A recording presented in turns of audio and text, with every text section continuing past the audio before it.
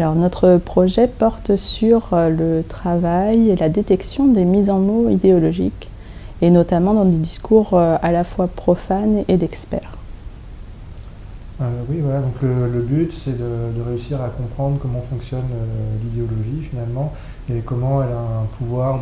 d'argumentation et de conviction sur les citoyens. Donc on essaye de contraster à la fois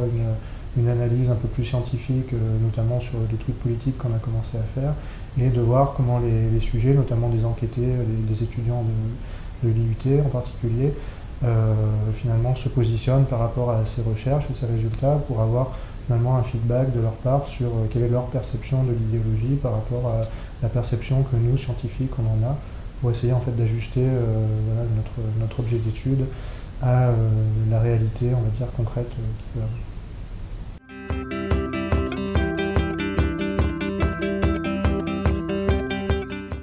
Alors je dirais que dans un premier temps, en fait, travailler sur les mises en mots idéologiques, ça permet d'avoir un regard un peu plus global sur les comportements sociaux, et notamment sur tout ce qui est moteur de discrimination ou de mise à l'écart des individus en société, que ce soit par le discours écrit via les tweets ou par le discours oralisé via des entretiens de recrutement ou des choses comme ça, par exemple. Oui, justement, enfin, ça permet de faire le lien aussi entre deux dimensions, on va dire, de l'idéologie. Une première qui est que l'idéologie, c'est une sorte de moteur à l'action qui fait que les gens, les citoyens, finalement, agissent de certaines manières parce qu'ils sont ancrés ou ils sont partie prenante dans certaines idéologies, consciemment ou parfois inconsciemment, et c'est ça qui est intéressant. Et deuxième chose, c'est que les idéologies, c'est aussi une certaine manière de voir le monde, finalement. C'est que bien qu'on n'en ait pas conscience, on perçoit et on catégorise les choses, les gens par exemple, en fonction de certaines idéologies qu'on a. Voilà, si je suis plutôt libéral, je vais percevoir les ouvriers, les fonctionnaires probablement d'une certaine manière. Si je suis d'une idéologie, je sais pas, nationaliste par exemple, c'est pareil, je vais avoir une certaine appréhension des gens issus de l'immigration par exemple, et ça peut être très intériorisé et du coup très peu conscient. Et c'est ça qui est intéressant finalement, c'est de voir comment par la mise en mots des sujets, on arrive à détecter cette part d'idéologie finalement qui à la fois les fait agir et à la fois leur fait percevoir le monde d'une certaine manière.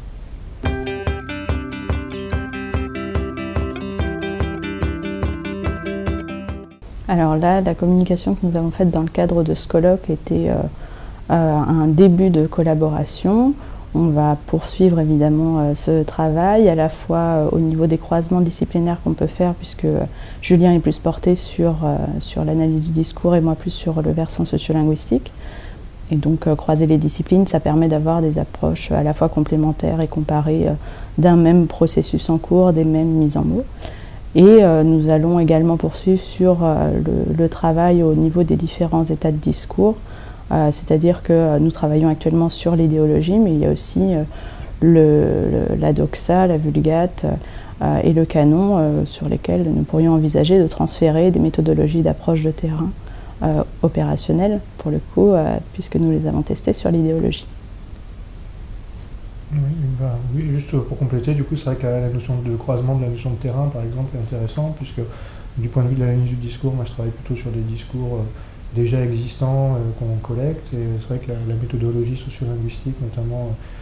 avec laquelle Jeanne travaille, le fait de mener des enquêtes, par exemple, de pouvoir constituer des panels d'informateurs et de pouvoir saisir leur représentation, du coup, peut être relativement complémentaire. Donc c'est aussi un enrichissement, on va dire, un peu méthodologique, qui donne aussi du poids à nos résultats, parce que en bout de course, finalement, l'objectif, c'est que nos résultats puissent avoir une certaine portée sur une vision critique aussi de l'analyse du discours vis-à-vis de la société, ou en tout cas